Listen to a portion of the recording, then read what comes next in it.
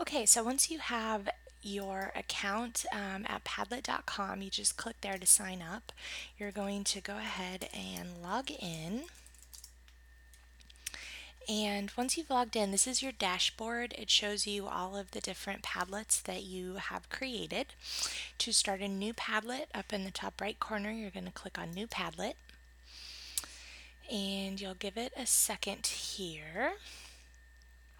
So this is your Padlet canvas here, and it's where people can go in to actually add stuff to the Padlet. Over here is all of your different options. So the thing to help kind of customize your Padlet is the bottom icon here, modify this Padlet. If you click on that, you can give your Padlet a name.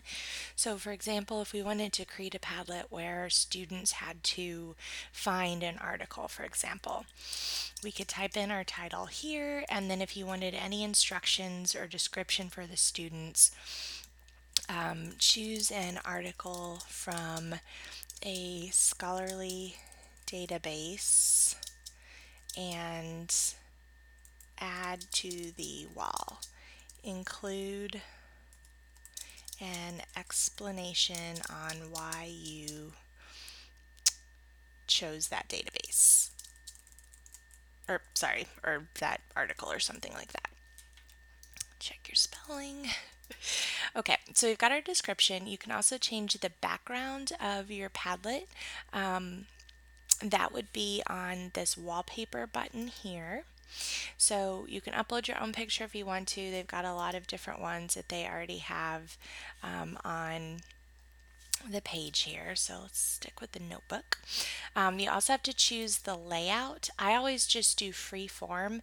That means that students can post their little sections anywhere, and then they can be dragged around the screen. If you want it to be more of like a stream, kind of like a Twitter stream or something like that, then you can choose the stream option. I'm going to stick with freeform here. And we'll come back to that information here and the rest of that in just a little bit. So I'm going to click back out onto our canvas here. And all the students have to do to add anything, or if you want to add an example post, you just double click on the canvas, and then you would just type in a title, and then you can type in more information here. Here is a link to my article. I chose it because it's from a scholarly source. And then they can paste in a link to an article or a website or whatever. You can even have them add an attachment. So if there's a PDF or something, there actually is, I would use this little file attachment here to add a PDF of the article. They can take a picture with a webcam, they can take a video, lots of little options there. And then once they're done typing, they're just going to click out of it, and then this is how you just drag it around. If they need to go back and add anything, they click on the little pencil sign and they can go back, or if it needs to be deleted. So this is what it looks like within Padlet, but you can also, I've got an example here, you can also add it to your LibGuides. So that this is one that I set up, and you can see it's embedded in my LibGuide, and it's a little bit smaller here, but same process. All they have to do is double click, and then just add whatever they want there.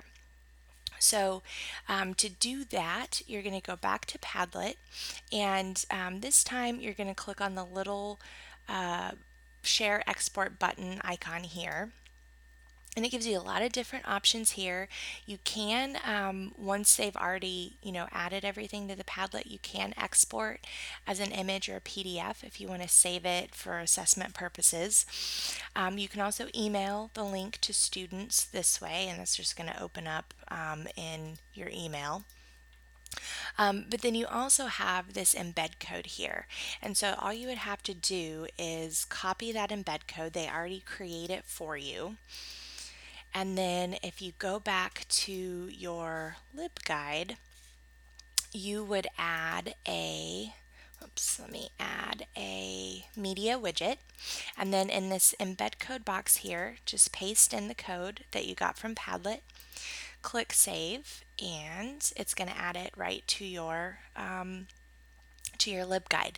So there's a couple different ways, and you'll notice my one thing's down there, so I'm going to have to move it a little bit. It does play around with the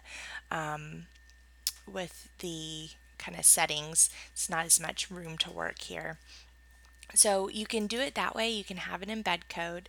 If we go back to the little modify this Padlet button and click on address, you will have also a URL that you can, let me copy that you can copy and give students that, and it will go straight to the Padlet screen. Again, they're not going to have to log in at all if you either have it embedded, or if you have the link that you provide them, then they can add anything. They don't have to be logged in at all.